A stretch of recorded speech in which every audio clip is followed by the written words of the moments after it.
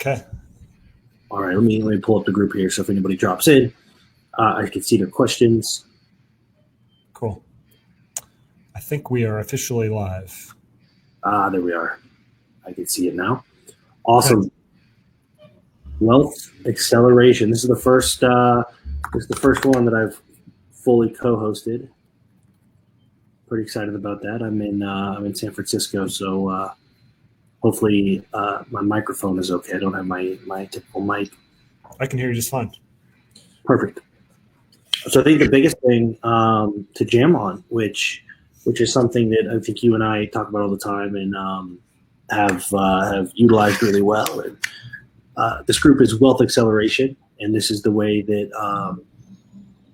the process of wealth acceleration, if we're talking about money, is generating money and then figuring out what to do with it. And I find the best way for me to generate money is through relationships. And when we talk to, I know you talk to a bunch of different business owners, a ton of different industries, and I'm fortunate to do the same. One of the things that I have for my private clients is that no two people do the same thing. So I get the diversity of perspective and all that stuff. And across the board, I always tell people I'm going to look for a place where you're stepping over dollars to pick up pennies, because everybody's working hard. Like if you're a client of mine, if you're a client of yours, Dan, if you're in this group, we know you're working hard. We know you're doing 30, 40, 50-hour weeks because that's just what you do.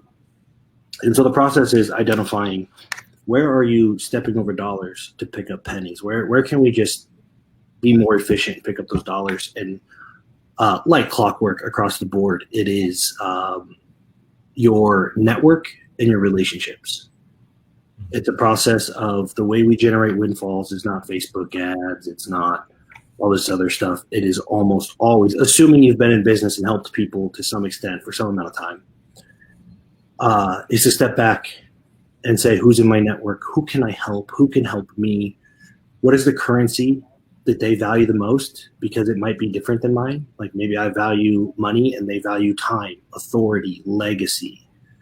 And if you can step back and say, you know what? I have a lot of free time and this person way overvalues time, but that person has a lot of money and I need some money. You can probably set something up and have a conversation where you give them the currency they value most. They give you the currency value that you value the most. And you've developed a win-win that to both sides seems so disproportionately valuable. Right? It's almost like both sides feel like they got away with something.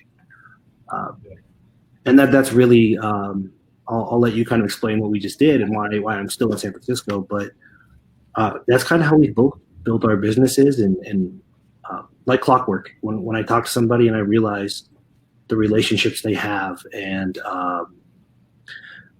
that they're so good at something, like most people in this group, you're so good at something and it's so natural to you that you don't realize how much other people value it or benefit from it. And just taking the time, all that time you're spending doing whatever you're doing for client acquisition, I would reallocate some of that to what we call people helping people. Spend a lot of our time just focusing on setting up people helping people. Yeah, there's been this shift over the last several years around automating everything, right? It's like, how can I get clients on demand without doing anything? Well, I guess you could open up some sort of product-based business where they go to a website, right, and they buy your product on your website and then it gets shipped, right? Not really any relationship. But if you're running a relationship-based business, a service-based business, guess what? People want to have a relationship with you. So it just is a weird contradiction to think you can just kind of get them on demand, automated, without any effort whatsoever, right? Just it kind of makes me chuckle a little bit just thinking about that. So anytime I'm trying to grow my business significantly, the first thing I go to is I should probably go out and meet some people who have the types of clients that I would like to get in front of, and figure out how I can develop a meaningful relationship with them. where over time, I'm going to be someone that they want to refer. And I use a basic principle, which is let's date before we get married. So when I go into these relationships, I'm not looking to get married. In other words, I'm not expecting to get referrals and clients right away. I remember 9 years ago when I really went full-time in nth degree, I would take a meeting with anybody, and because I had capacity, I had the time. And I did a lot of meetings with commission-based wealth advisors who mostly were selling like insurance products. And we get into that meeting and they would often want a quote unquote reciprocal relationship. It's like, hey, I want to know before we go too far into this that if I send you clients, you're going to send me clients back. It's like, oh, time out. This is our first date. And I feel like you're like proposing to me. You want this like committed relationship. I hardly even know who you are. Nobody says that they're going to be the cheapest, but like hard to get a hold of. So everybody is espousing all these so-called values. And so when you go out to develop these relationships with folks who you've been intentional about how you're going to spend your time, don't go into it thinking you're going to get married right away. It's over time. How can we develop a relationship that I can benefit you, and knowing that I'm playing the long game, that if I provide value to you, at some point you're going to provide value to me. I'm not banking on that.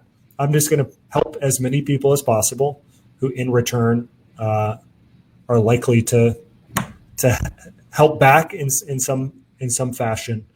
But it's rigging the game because I'm okay with all potential outcomes. The best case outcome is that they send me a lot of clients. The worst case outcome is that I feel good about how I help somebody else. So I'm okay with all possible outcomes. That manifested on Monday night, and Nick has a little bracelet on his right arm still got it, which is really difficult to take off unless you have scissors. Mm-hmm. I tried Monday night I've discovered for about 20 minutes.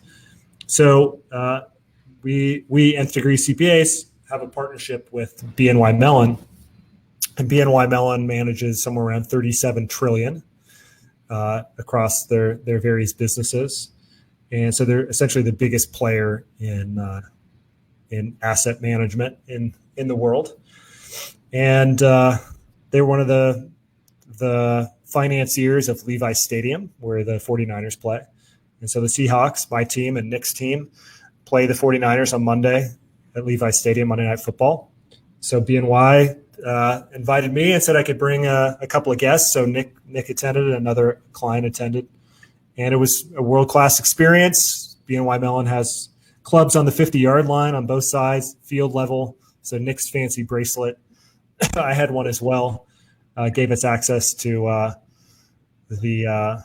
essentially to their restaurant bar, and then walk right out onto the field, and then we watched the game and all that sort of stuff. And it all started 4 years ago when I just had lunch with a couple of folks there, and then I offered then we stayed in touch. And then when tax reform hit a couple years ago, 2 years ago, I said, hey, can I just come by your office and share with your team what I've learned from the new bill and some of the strategies that I think would be beneficial to your clients.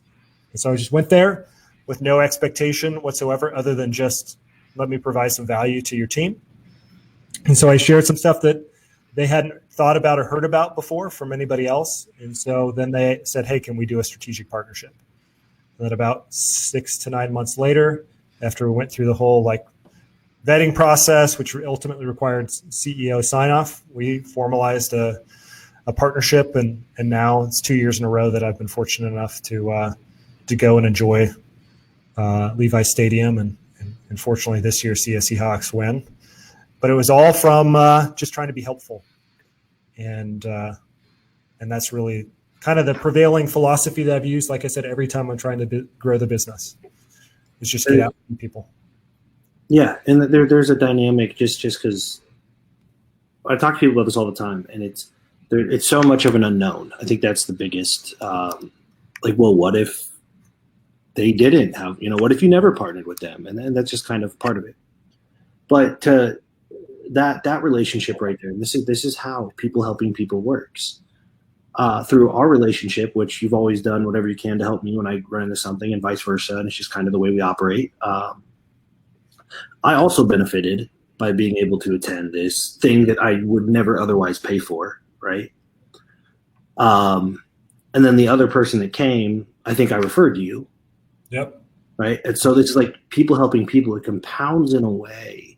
And again, you have to be okay with the unknown. Like, admittedly, I don't think any of us are going to promise that there's a guarantee there, but it compounds in a way where the math works out so favorably, it's almost ridiculous. Yep. You really look at the network effect of people helping people. And if you can learn how to focus on and identify other people that have a similar disposition, you're helping people. They also want to. Oh, lost you. Nick, you still there? Looks like we lost Nick for a second here, so hopefully he's going to come back here.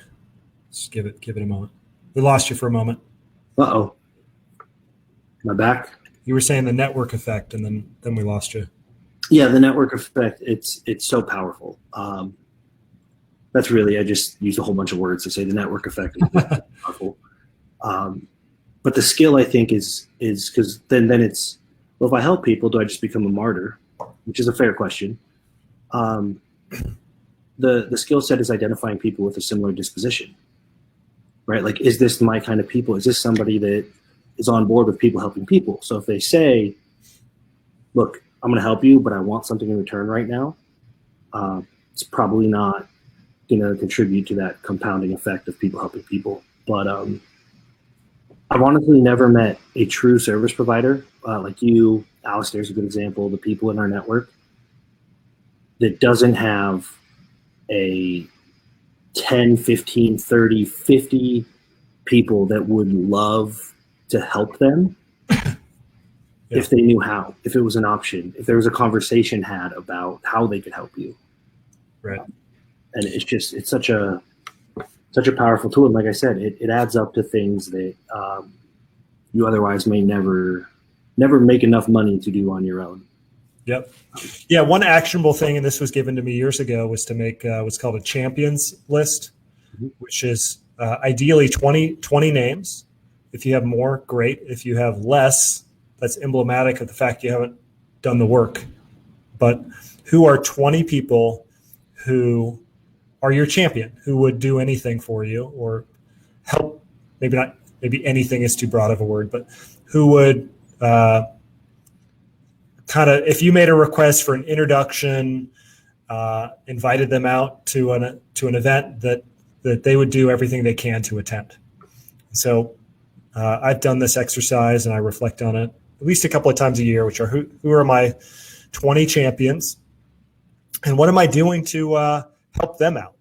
Like, how am I making sure that I'm providing value to them? I'm helping them out in what they need. Again, not expecting anything in return, but to maintain that relationship. So you just open up an Excel spreadsheet or Google Doc or whatever your list taking method of choice is, and you just list out who are the 20 people that I believe are my biggest champions, and then you reach out to them. And you make sure that you're maintaining the right level of relationship with them. I have a partner. Just again, and a lot of this is, this won't work for me. That's always the question, like in my industry, in my business. I have a partner who just became a client of yours, Dan, or is about to, Jeff. Mm-hmm. And he's in charge of seafood division of a $2.2 billion company, blah, blah, blah, blah, blah. And he's grown that business exponentially over the last year. Mm-hmm. And the biggest change is his new partner said, you just drove 5 hours for a piece of business. It didn't work out, blah, blah, blah, blah. How about you just take that list? These are the 20 people. It was also 20 people. He said, these are the 20 people that I know love Jeff more and will do anything. Mm-hmm. Just nurture that list. Don't do anything else for the rest of the year, but nurture that list. And the business has grown exponentially. I mean, we're talking about adding millions of dollars to the top line in nurturing 20 people. Right. And it's Yeah, putting all that effort you're putting elsewhere into helping people. because it's the network effect, because those 20 people know 20 people. Mhm. Right. So now all of a sudden it's not 20 people, it's what, 400 people? Yep. And it truly is the network effect. I think his name is Kevin Kelly. He's got this book, 1,000 True Fans. And it's about this idea that we don't need tens of thousands or millions of people who just kind of know about us. Really, if you've got 1,000 true fans, people who are your kind of people, to use your term, Nick, but who just really like what you stand for, that's going to power your business. That's going to probably achieve every goal that you've ever set. And the danger is just trying to be somebody else. And as a result, you're not playing towards your own unique disposition. And then as a result, you're not attracting your kind of people, the people who are actually going to buy whatever you're selling. So it's just another way of thinking about it. I think of all your language now. It's rigging the game. It's playing your game. Right. I always say the level of success people achieve will depend on the degree in which their pursuits stay aligned with their unique disposition. But it's just the people helping. You'll see it. We'll hashtag people helping people. So some of the conversations that happen in our ecosystem is like, dude, thank you so much. How can I repay you? And the response is like, people helping people. Mm-hmm. Yep. Right? And it just builds this. Assuming I'm going to take another one of your concepts just to illustrate it again, is your profit priorities. Mm-hmm. Mm-hmm. Assuming you have life goals, right? Quality of life. Maybe you want to travel. Maybe you want to connect with people. Maybe it's a legacy thing, whatever it is. The people helping people thing, again, is the math works out like in your favor, so much so it's ridiculous if you focus on the things that matter. It's not always the revenue. You could maybe get the top line revenue a little bit higher if you exploited people instead of helped them. Mm-hmm. But it's the quality of life thing that really, really improves exponentially in the short term. And I do believe in the long term, your revenue is going to be much, much higher and more sustainable if you can focus on that. There's a lot of data that supports that notion. Because if you look at most of these massive Fortune 500 companies, and we could just start picking some names, just a lot of it started with relationships, right? Like, how did Microsoft become so pervasive? Of course, I'm in Seattle, so Microsoft is one that comes to mind, right? They had to somehow get aligned with the OEMs, the original equipment manufacturers like Dell and IBM and so on and so forth. This is many, many years ago at this point, but certainly they didn't send them like a newsletter campaign and then some sort of like, marketing funnel, right? They went, who are the people at IBM and Dell and et cetera, who are the decision makers that we need to build a relationship with? And then how do we go about establishing that? If you want to get your food product distributed to Whole Foods or other national chains, pick one. There might be some like ways to get their attention, but ultimately, if you can build a relationship with someone who can make the introduction, that's the way most of these deals work.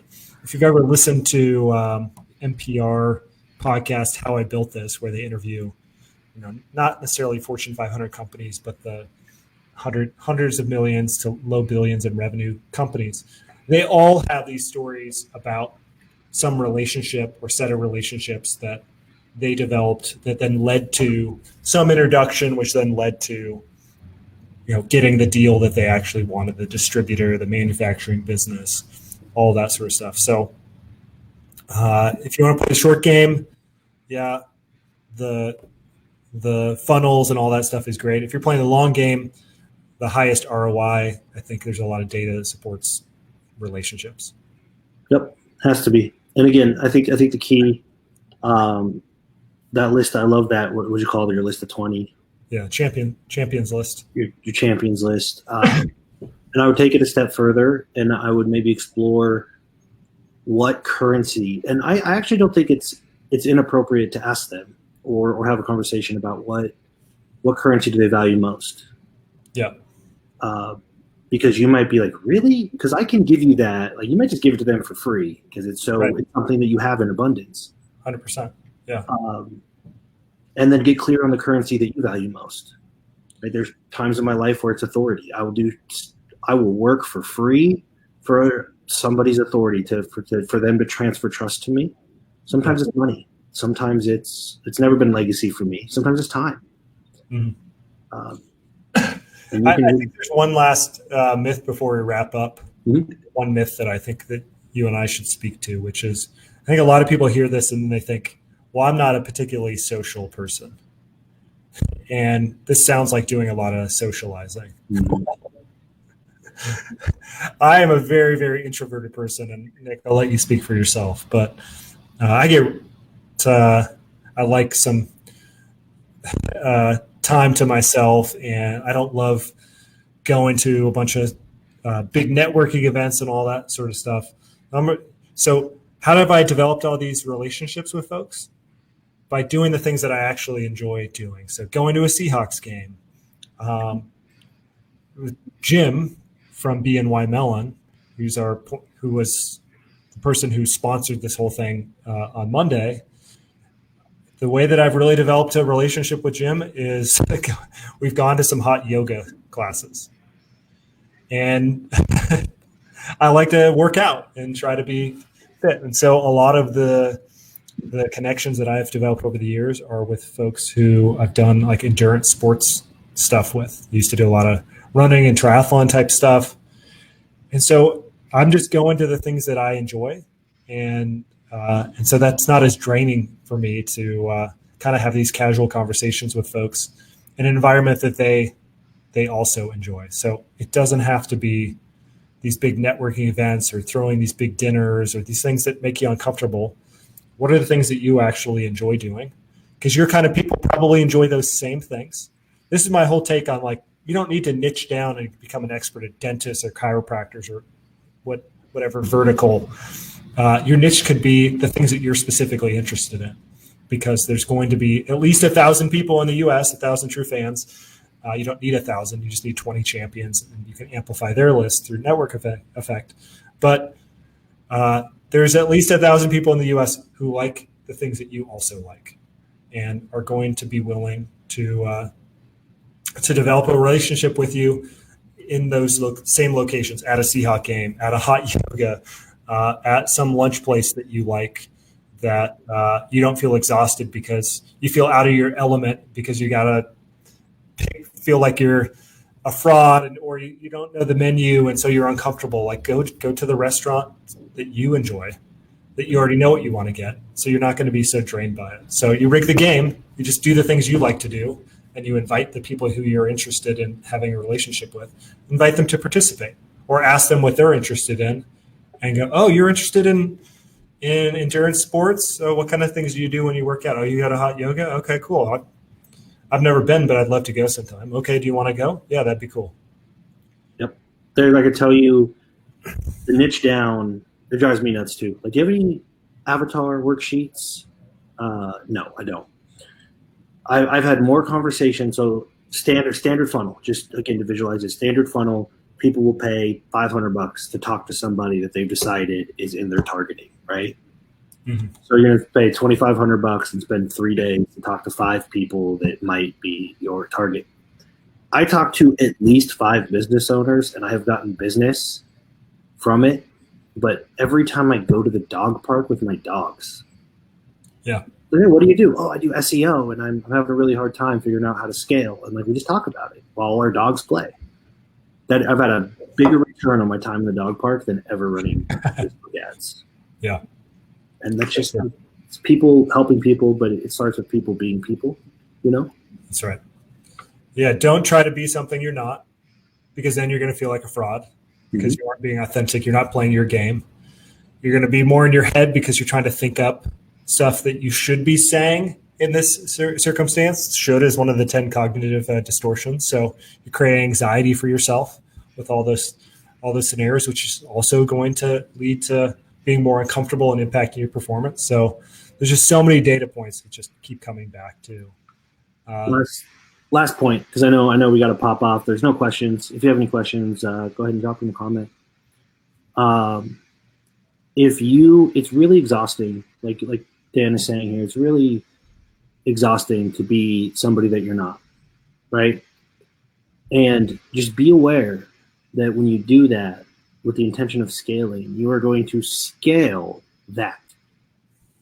You are going to, it is like swimming upstream, and the current gets tougher as you go. If you are not aligned with your unique disposition, you're scaling something that is going to be very, very difficult. As in, like, it's going to make you miserable scaling a personality that is not you. Yeah, it would be silly if you asked someone, say a friend you go out to dinner with a friend and they're like, oh, I just really hate my business in the day-to-day. They're like, oh yeah, how long have you felt that way? From day one. Why is that? Well, I've always been doing these things I hate doing. Mm-hmm. Oh, why is that? Well, because I was told I had to do that. Okay. Like that dynamic sounds kind of silly, right? It's like, so you started a business and you've been doing things you hate from day one. And now what you're saying is you hate running your business. Yep. Yes. Like, okay. What about doing the things you enjoy? Like, how about aligning that with your own disposition? Yep. And the scary part is, and I'm just rambling here to help people self-identify, is I hate everything I'm doing. Say, okay, so what's your goal? To double my business. And you're essentially saying I want to double all of the things I hate doing. Right? And sometimes we're unaware of that. I hear that all the time. I'm miserable. My solution is to get twice as many clients. Right. Yeah, there's some false narratives in there, right? Well, if I get twice as many clients, then I can hire some people and then I can make them do the shit that I don't like doing. Yep. Good luck. Then what happens is that they leave, and then you know what you end up doing, because it's still your business, the work that you hated doing that now you have twice as much of. Yep. It's a interesting dichotomy. So that's we'll probably jam on that a lot. I know we'll probably get people on the replay. Shows 2 people live now, but 99% of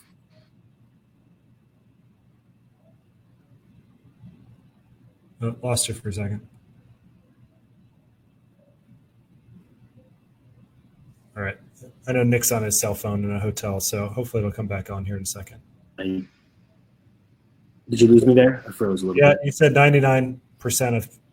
And then 99% of the most useful conversations I have, that we're talking about in terms of practical application, are, it's not, hey, do this, hey, do that. It's, thank you for validating what I've been feeling for the last year, because I've been sabotaging myself. I don't want to scale my business because I hate doing it, but everybody's telling me I have to do this and yada, yada, yada. And just, so that'll be a common theme. Like, a lot of things you're going to hear me say are stay aligned and, like, help people. Yeah, if you hate doing it, you're going to avoid it. Mm-hmm. And then you're going to keep feeling some shame because you keep going, I should be doing this. Yep. Right? And it becomes this vicious cycle. Yeah, be careful not to get in ecosystems that amplify that guilt and shame. Yeah. You know, you're an idiot for not doing this, and whatever else people say. But people helping people. That's a concept that is I can tell you, if anybody that goes down the rabbit hole that is Nic Peterson. Yeah. A lot of seemingly strange pivots. And I just had somebody tell me that really, really wanted to work with me as a ads manager, and said, I don't get it. I don't know how to replicate this because it seems like you just keep getting lucky. Mm. And that's what happens. I mean, that's how people helping people kind of manifests itself, is just a whole bunch of, when you rig the game, a whole bunch of things happen that have favorable outcomes that could not have been predicted, which is why we don't attach the outcome. Yeah. Cool. All right. Thanks, Nick. I think we'll drop off now. Awesome. Thanks, everyone. Comment if you catch a replay.